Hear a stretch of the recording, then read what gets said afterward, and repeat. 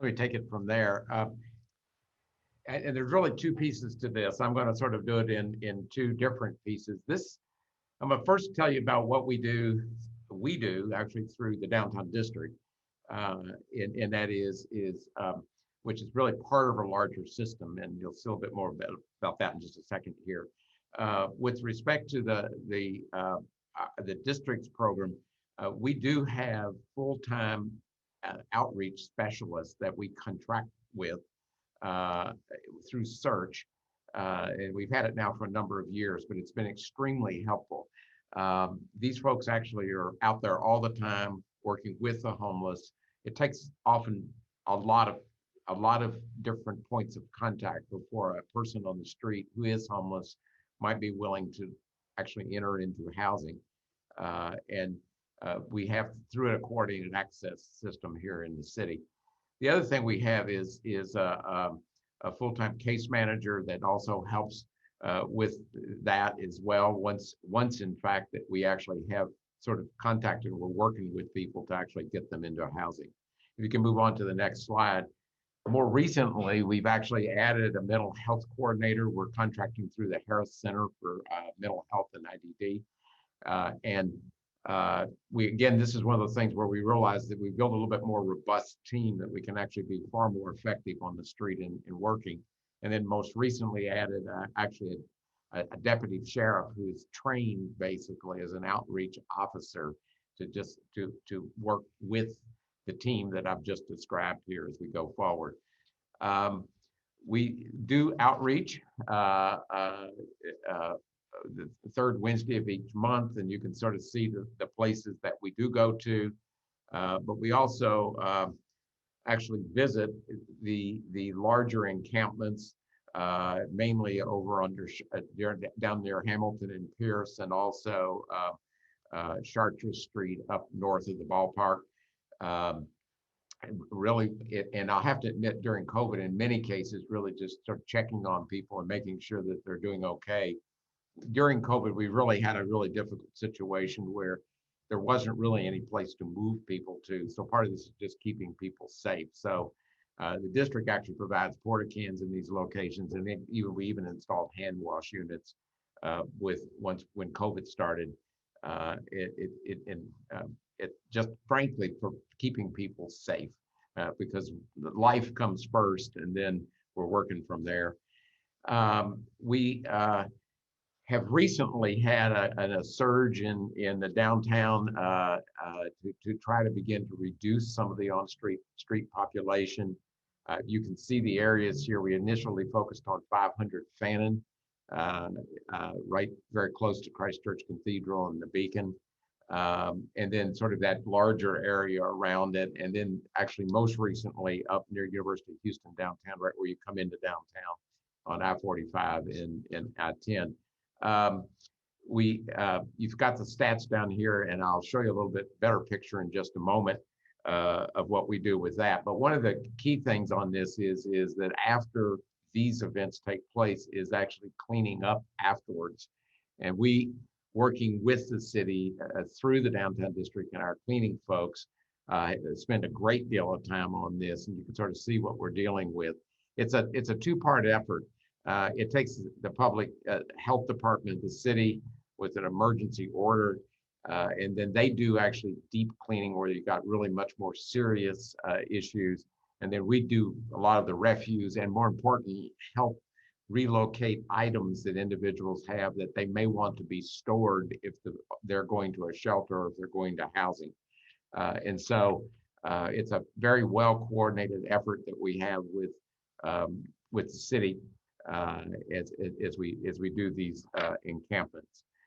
Now, from that was sort of on the district side, but then if you go to the Central Houston side of it, we're with Central Houston as a priority, much more focused on sort of leadership strategy and really kind of the policy and sort of system changes we have here in homelessness. I'm really pleased that we started, and Mike Nichols over at who's the CEO of the Coalition for the Homeless, and myself actually began facilitating a group of stakeholders in key positions. So, for example, the DA, the sheriff, the police chief, and his command staff, A few of the service providers, Harris Center for Mental Health, Harris Health, the Veterans VA, and it's a lot in city, county, commissioner's offices. This goes on and on. It was a pretty good sized group. We probably have about somewhere between 30 and 40 folks.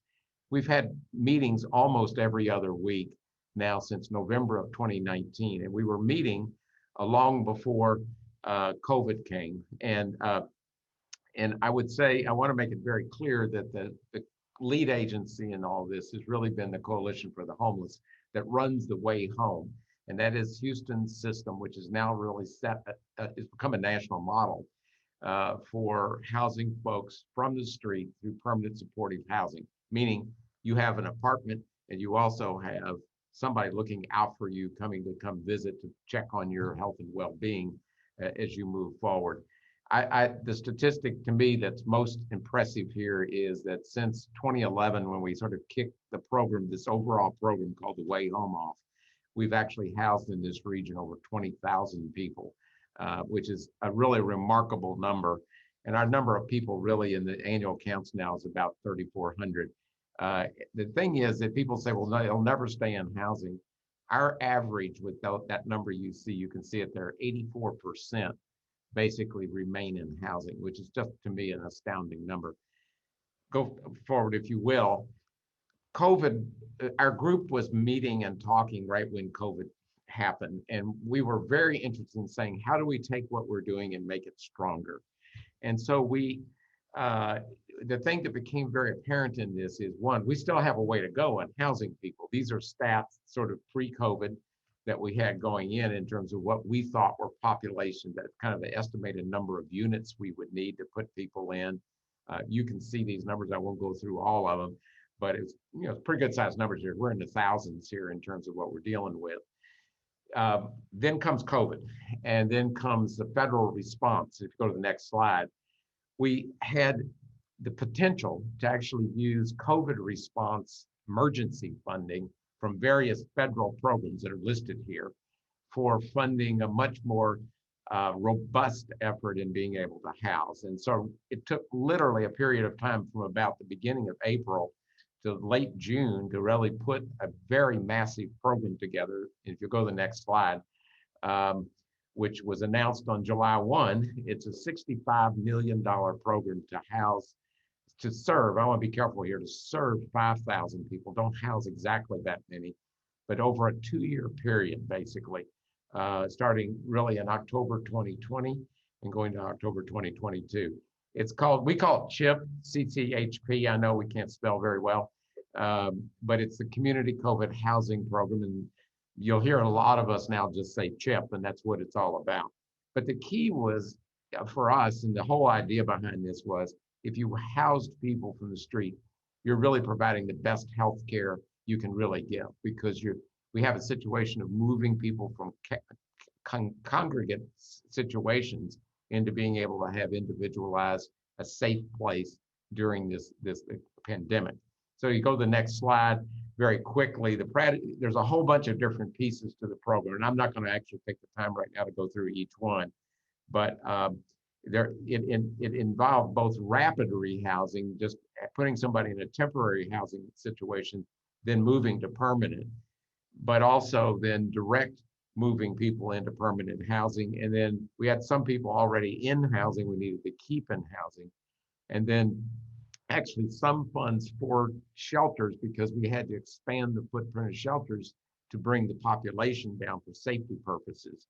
And then mental health, and then outreach, as we've already talked about. If you go to the next slide real quick, it's 39 million of city and county, 39 city to 18 million county, and then 8 million from private sectors. The downtown district actually participated in that.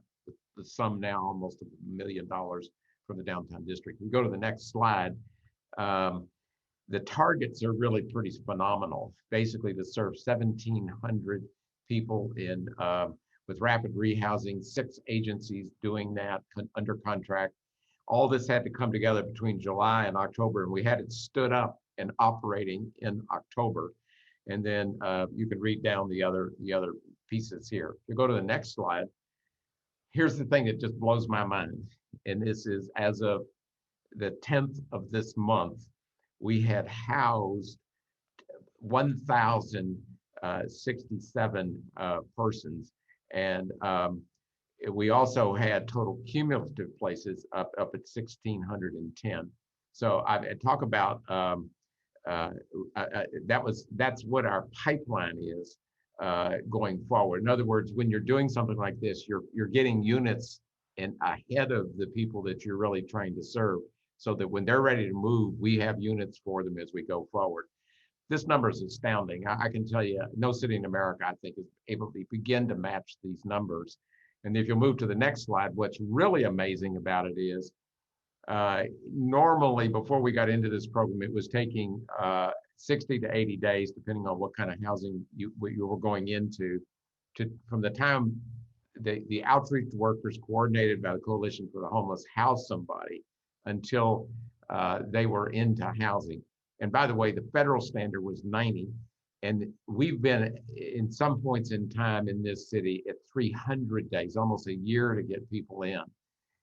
During CHIP, you can see here, we're down to somewhere 32, 34 days from, and I can tell you certain situations where I know it's been as short as 6 days to be able to move somebody from the street into housing, which is just really a phenomenal number going forward. The other thing is this is who we're serving on the street.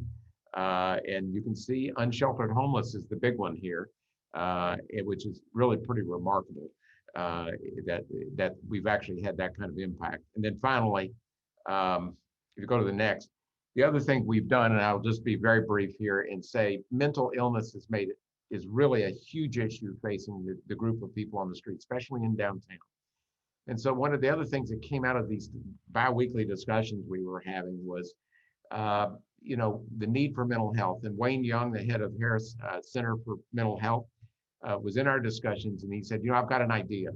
Can't we move the Judge Emmett Diversion Center from down to Midtown?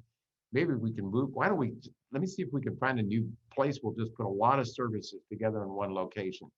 And I honestly have to think with divine intervention, we found this hospital, or Wayne found this hospital down on the South Loop. It was a little 40 room hospital, patient hospital, that it was it was on the market and could be acquired. And so the Harris Center for Mental Health bought it and has set up now a new respite rehab and reentry program for homeless individuals, which is just incredible in terms of what's available. If you go to the next slide, I'm not going to actually go through all these, but what the Harris Center did, they combined a whole bunch of different programs feeding they all sort of came together in this for the first time ever. But I think we now in Houston have really honestly a product of COVID. We have something that is deeply needed, and I think will be remarkably effective as we go forward. It opened the week of Thanksgiving. We already had served several hundred by now. About now, it's already in play. Not all programs are even fully up, but it's moving. And then finally, I mentioned earlier the encampment strategy. I just wanted to show the first place we did was in fact at 500 Fannin, and you can see the before and after that took place there. And I think there's many more of these encampment strategies planned, not only in downtown and around downtown and in Midtown and the Central City, but actually all over the county. And so what you see here is hugely important to us in Central Houston, but this program is actually focused on even a larger footprint of Harris County. And so with that, I'm going to move it over to Lonnie Hugaboom. We're going to change the subject sort of dramatically here as he talks about capital projects and planning.